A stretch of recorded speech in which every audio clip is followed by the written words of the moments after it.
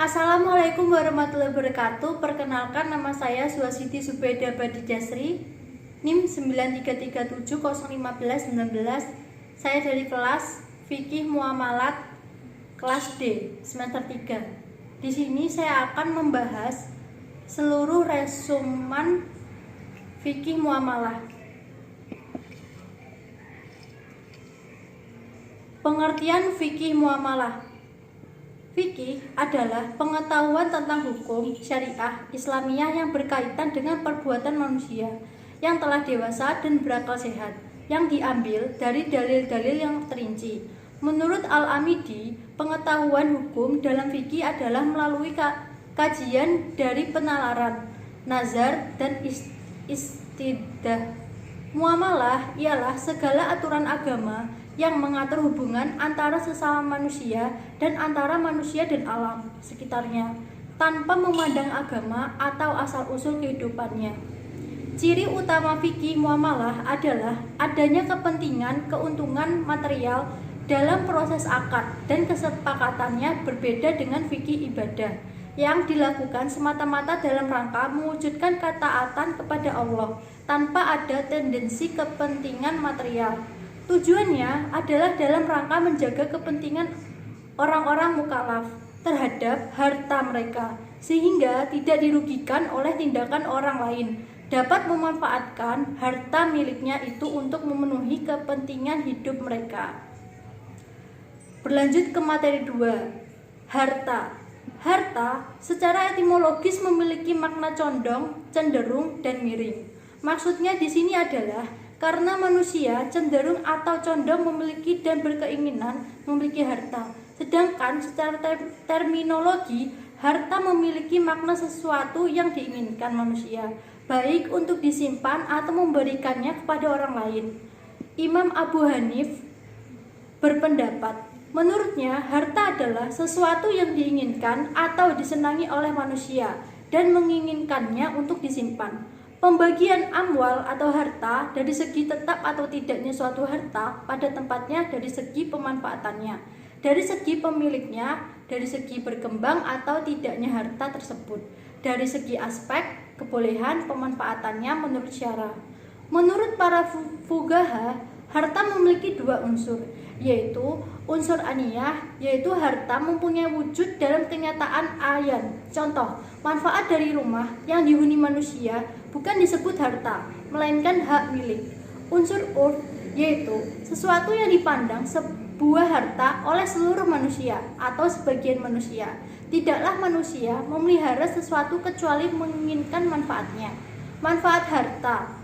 Harta yang kita miliki harus dimanfaatkan untuk memenuhi kebutuhan sehari-hari, seperti halnya untuk membeli makanan, minuman, pakaian, rumah, dan kebutuhan yang penting, sandang, papan, pangan. Namun dalam memanfaatkan harta harus ada batasannya juga. Berlanjut ke materi 3, yaitu akad. Makna akad jual, beli, dan ruang lingkupnya. Pengertian akad berasal dari bahasa Arab al-aqd, yang berarti perikatan, perjanjian, persetujuan, dan pemufakatan. Kata ini juga bisa diartikan tali yang mengikat karena adanya ikatan antara orang yang berakad. Rukun akad. Ada dua pihak yang berakad, yaitu al-aidain, yaitu dua pihak dalam akad yang tanpa keduanya tidak akan terjadinya suatu akad. Kedua, objek akad, yaitu mahal al-aqd, yaitu suatu objek yang dijadikan akad. Ketiga, redaksi akad, sikhat al-aqdi, yaitu ungkapan timbal balik yang menunjukkan kesepakatan kedua pihak. Syarat umum suatu akad, para ulama fikih menetapkan adanya beberapa syarat untuk yang harus dipenuhi dalam suatu akad. Di sampingnya, setiap akad juga mempunyai syarat-syarat khusus. Pihak-pihak yang melakukan akad telah dipandang mampu bertindak menurut hukum mukallaf. Apabila belum mampu, harus dilakukan oleh walinya. Objek akad itu diakui oleh syara. Objek akad dia harus memenuhi syarat berbentuk harta, dimiliki seseorang bernilai harta menurut syara. Berlanjut ke materi 4, yaitu bai dan segala ruang lingkupnya. Pengertian bai di kalangan ulama Hanafi terdapat dua definisi jual beli, yaitu saling menukar harta dengan harta melalui cara tertentu dan tukar menukar sesuatu yang diingini dengan yang sepadan melalui cara tertentu yang bermanfaat.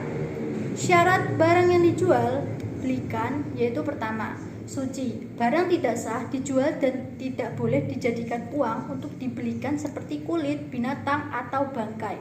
2. Ada. Manfaatnya tidak boleh menjual sesuatu yang tidak ada manfaatnya.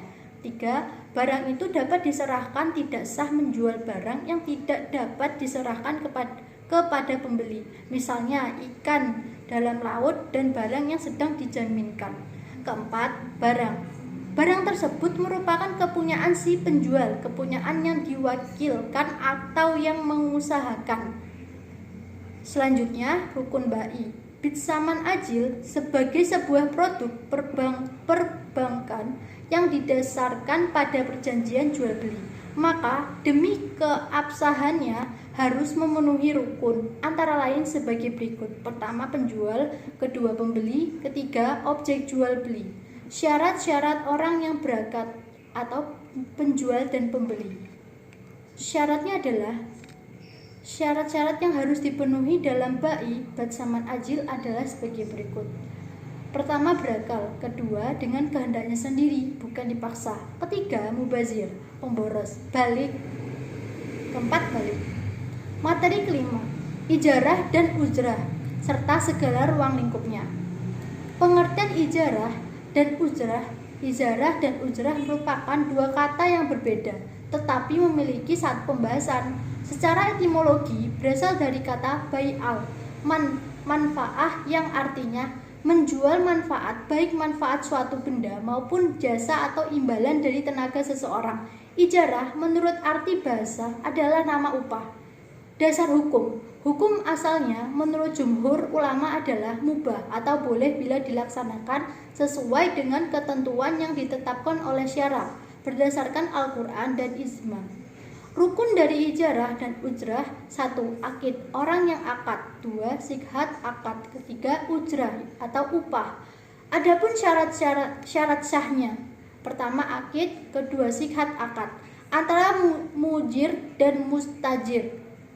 Ketiga, usrah atau upah. Rukun dan syarat ijrah dan ujrah. Rukun merupakan unsur-unsur yang membentuk sesuatu sehingga sesuatu itu terwujud karena adanya unsur-unsur tersebut yang membentuknya.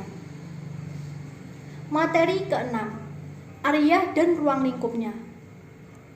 Definisi al-ariyah berasal dari bahasa Arab, diambil dari kata yang berarti datang atau pergi, sedangkan menurut istilah dapat dikatakan suatu kegiatan muamalah yang memberikan manfaat sesuatu yang halal kepada orang lain untuk diambil manfaatnya dengan tidak merusak zatnya agar zatnya tetap dapat dikembalikan kepada pemiliknya. Definisi ariyah menurut beberapa ulama fikih: 1. Menurut Hanafi ayah, pinjaman adalah memberikan hal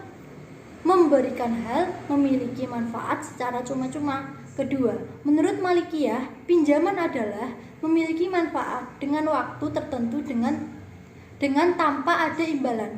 Hukum ariyah, asal hukum pinjam meminjam sesuatu itu sunnah, seperti tolong menolong dengan yang lain. Bisa menjadi wajib seperti meminjamkan kain kepada orang yang terpaksa dan meminjamkan pakaian untuk menyembelih binatang yang hampir mati. Juga bisa menjadi haram kalau yang dipinjamkan itu akan dipergunakan untuk sesuatu yang haram. Rukun ariyah: A. Mu'ir, orang yang memberi pinjaman. B. Muta'ir, orang yang dipinjami. C. Mu'ar, barang yang dipinjamkan. Syarat ariyah yaitu balik, berakal, tidak mahjur, alaih, dan orang yang meminjamkan harus pemilik atas manfaat yang akan dipinjamkan. Lalu orang yang meminjamkan harus jelas. Dan orang yang meminjamkan harus memiliki hak tasyaruf atau memiliki ahliyatul ada. Barang bisa diambil manfaatnya harus berupa barang mubah dan apabila dimanfaatkan tetap utuh.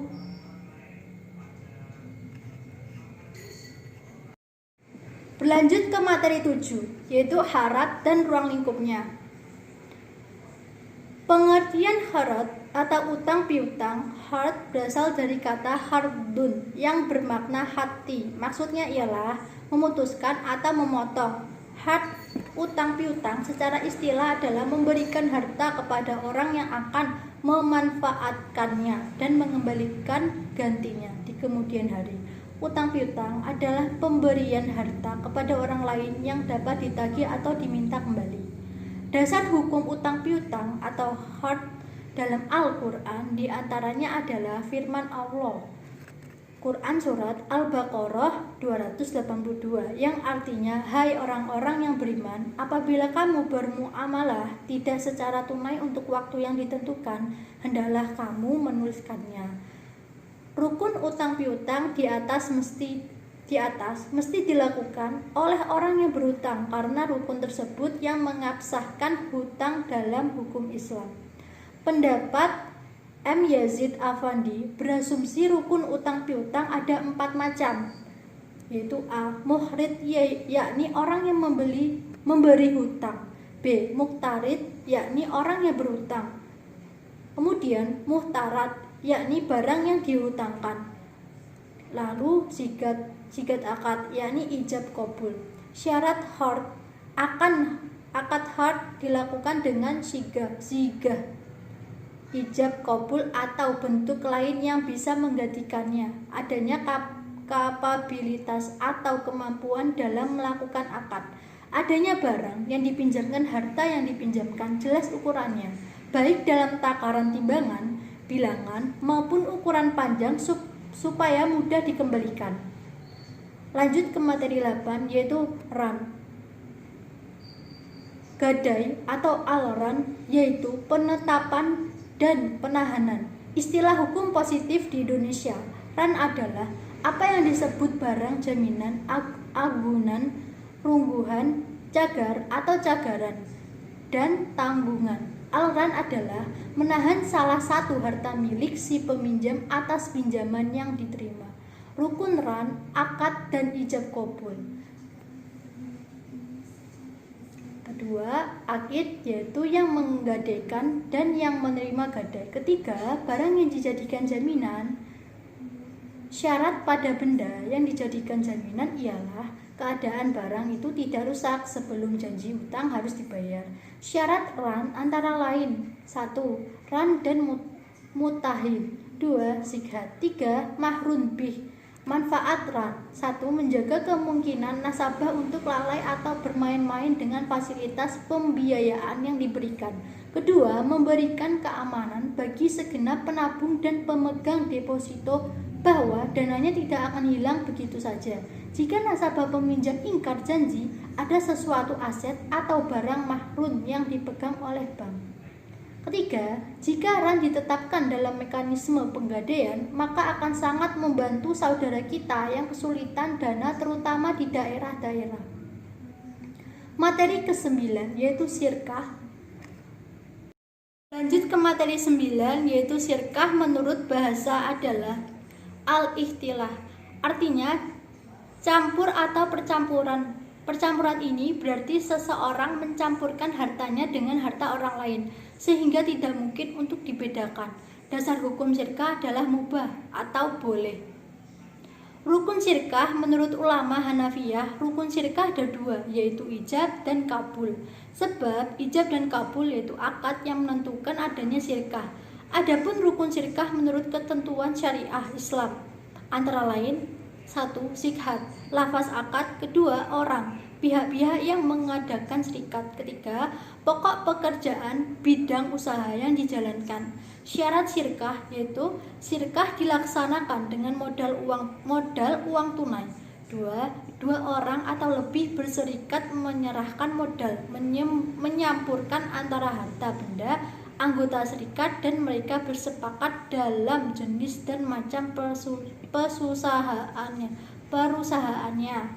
Ketiga, dua orang atau lebih mencampurkan kedua hartanya sehingga tidak dibedakan satu dengan yang lain. Keempat, keutamaan dan kerugian diatur dengan perbandingan modal harta serikat yang diberikan.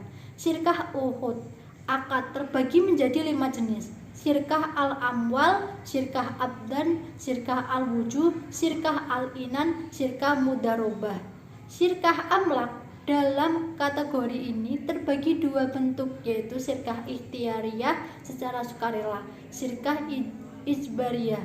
Macam dan jenis syirkah: A. Syirkah amlah milik. B. Syirkah Uhud akad. Lanjut ke materi 10. Muzara'ah, mukhabarah, musyakah, dan ruang lingkupnya. Menurut Hanafiyah, muzara'ah adalah akad untuk bercocok tanam dengan sebagian yang keluar dari bumi. Musyakah diambil dari kata al-syaka, yaitu seseorang bekerja pada pohon tamar, anggur, atau mengurusnya, atau pohon-pohon yang lainnya supaya mendatangkan kemaslahatan dan mendatangkan bagian tertentu dari hasil yang diurus sebagai imbalan. Rukun-rukun musyakah. Pertama, 2 orang yang akad Al-Aqidani disyaratkan harus balik dan berakal. Kedua, objek musyakah menurut ulama Hanafiyah adalah pohon-pohon yang berbuah seperti kurma. Ketiga, buah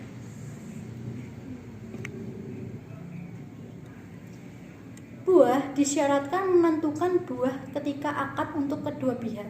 Keempat, pekerjaan disyaratkan menggarap harus bekerja sendiri jika disyaratkan bahwa pemilik harus bekerja atau dikerjakan secara bersama-sama. Akad menjadi tidak sah. Rukun-rukun muzara'ah dan mukabarah. A. Menggarap dan pemilik tanah, akid. Objek muzara'ah dan mukabarah makut ilaih.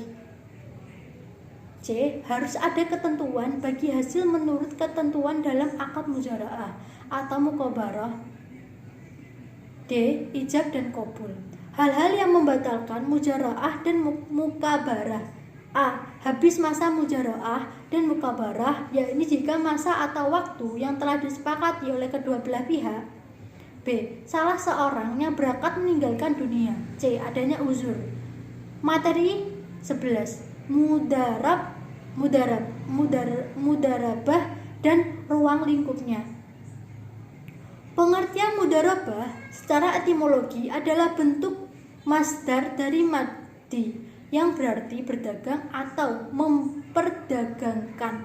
Mudarabah secara terminologi adalah pemilik harta yang memotong dari sebagian hartanya sebagai modal dan menyerahkan hal pengurusannya kepada orang yang mengelolanya, dan pengelola memotong untuk pemilik bagian dari keuntungan sebagian hasil dari usaha dan kerjanya.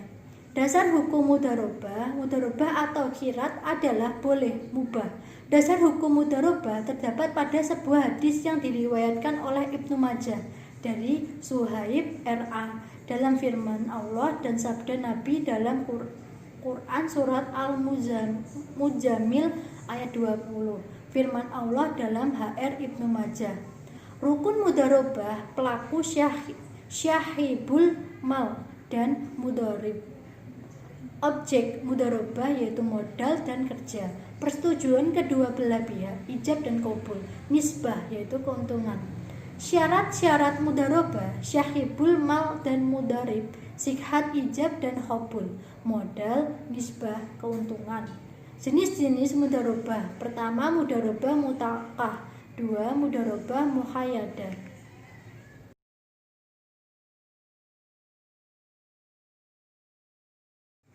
Berlanjut ke materi 12, yaitu hibah. Materi 12 yaitu hibah, sedekah, dan hadiah. Di sini saya akan membahas hibah terlebih dahulu. Hibah, kata hibah berasal dari bahasa Arab, yaitu al-hibah, yang berarti pemberian yang dilakukan seseorang saat masih hidup kepada orang lain secara sukarela, yaitu pemberian cuma-cuma, baik berupa harta atau lainnya, bukan harta. Hukum hibah memberikan sesuatu kepada orang lain asal barang atau harta itu halal, termasuk perbuatan terpuji dan mendapat pahala dari Allah Subhanahu wa taala. Untuk itu hibah hukumnya mubah. Rukun hibah ada 4, yaitu A. Pemberi hibah yaitu wahid. Syarat-syarat pemberi hibah wahid sudah balik, dilakukan atas dasar kemauannya sendiri, dibenarkan melakukan tindakan hukum dan orang yang berhak memiliki barang. B. Penerima hibah atau mauhud lahu. Syarat-syarat penerima hibah mauhud lahu diantaranya hendaknya penerima hibah itu terbukti adanya pada waktu dilakukan hibah. C. Barang yang dihibahkan mauhud, barang yang dihibahkan memiliki nilai atau harga betul-betul milik pemberi hibah dan dapat dipindahkan status kepemilikannya dari tangan pemberi hibah kepada penerima hibah. D. Akad, ijab dan qabul, misalnya si penerima menyatakan saya hibahkan atau kuberikan tanah ini kepadamu. Si penerima menjawab, ya saya terima pemberian saudara.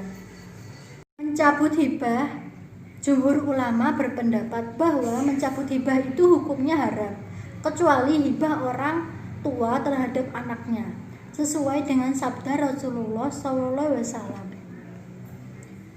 berbunyi, tidak halal seorang muslim memberikan suatu barang kemudian ia tarik kembali kecuali seorang bapak kepada anaknya. HR Abu Dawud.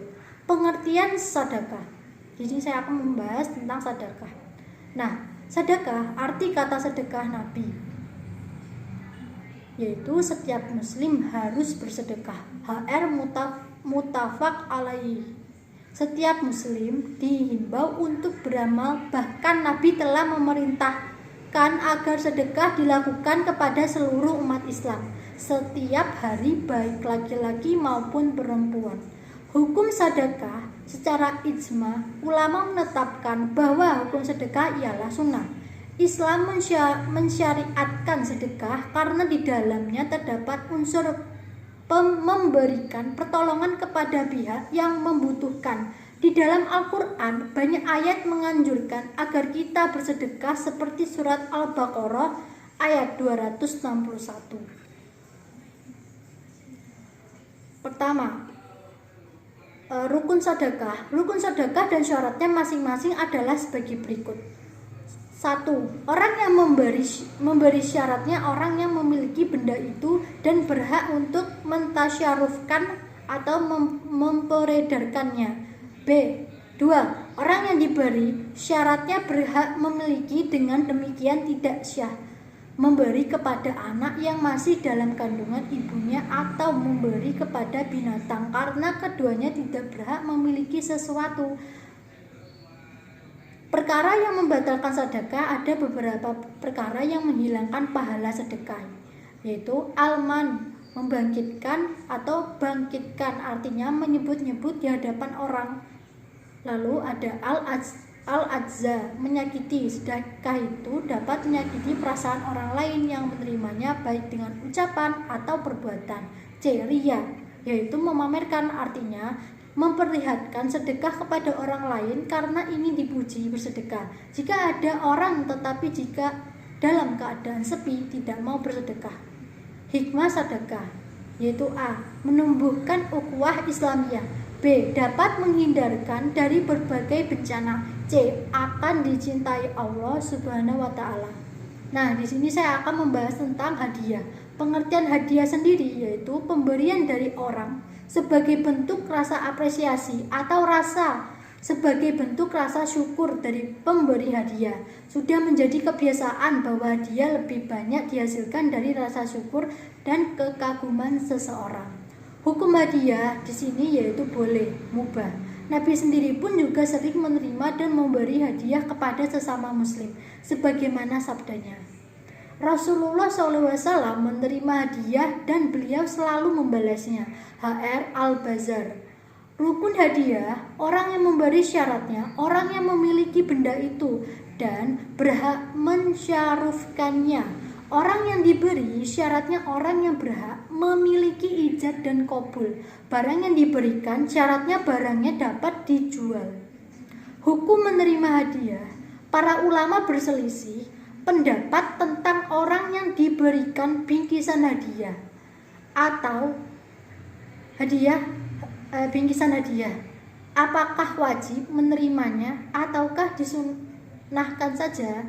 Dan pendapat yang kuat bahwasanya orang yang diberikan hadiah yaitu mubah dan tidak ada penghalang syar'i yang mengharuskan menolaknya, maka wajib menerimanya dikarenakan dalil-dalil berikut.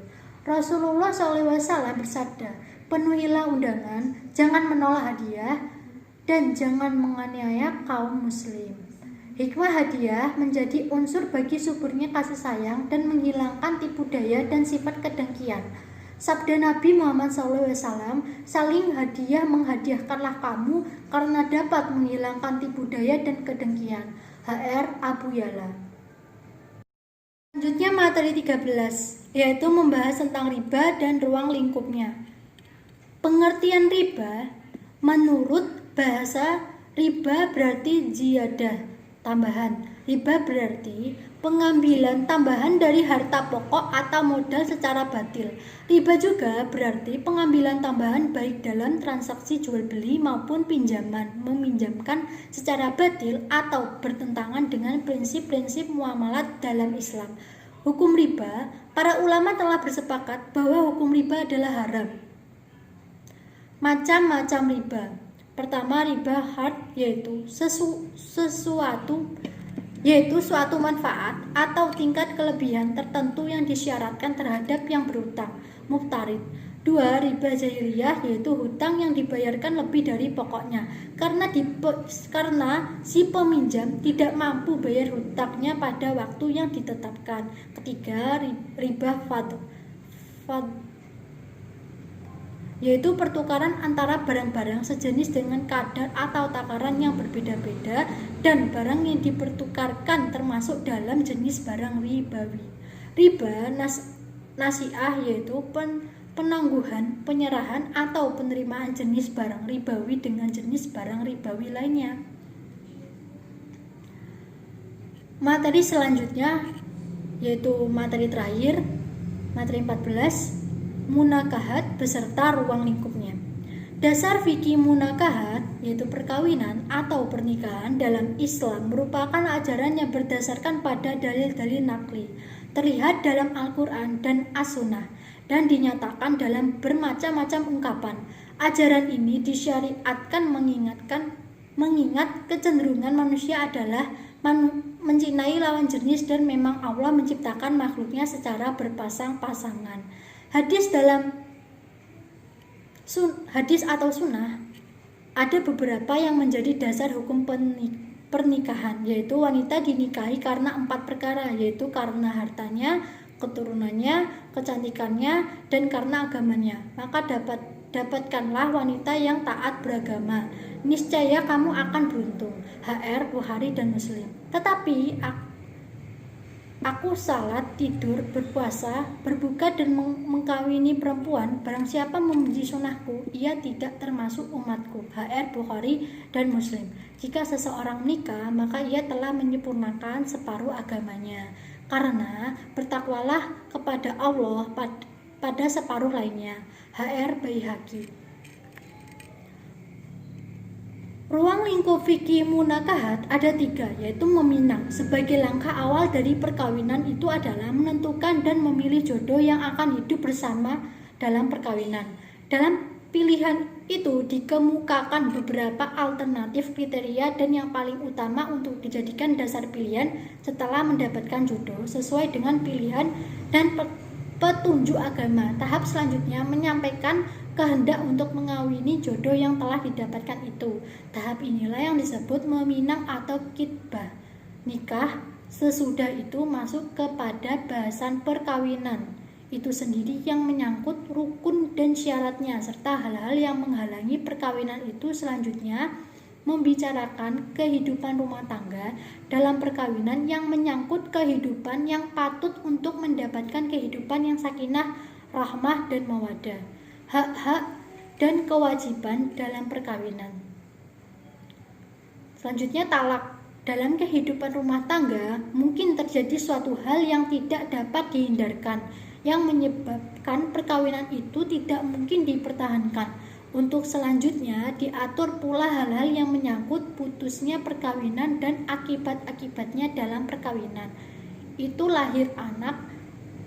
Oleh karena itu dibicarakan hubungan anak dengan orang tua. Sekian, terima kasih dari saya. Jika salah kata mohon dimaafkan. Wassalamualaikum warahmatullahi wabarakatuh.